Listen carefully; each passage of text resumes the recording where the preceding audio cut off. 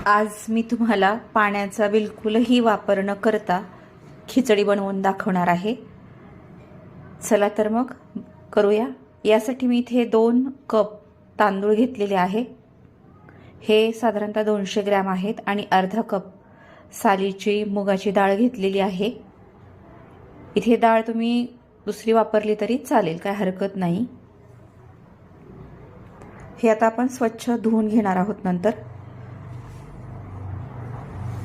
कोथिंबीर घेतलेली आहे, 1 टोमॅटो आहे आणि हा दुधी भोपळा घेतलेला आहे। मोठ्या आकाराचा अर्धा कट करून घेतलेला आहे हा मी। तुम्ही इथे एक वापरला छोटा तरी चालेल। भोपळ्याचं प्रमाण हे कमी जास्त झालं तरी काही हरकत नाही। सुरुवातीला आपण हे तांदूळ धुवून घेतोय। आता 1-2 पाण्याने स्वच्छ तांदूळ धुवून घ्यायचे। तांदूळ इथे तुम्ही कोणताही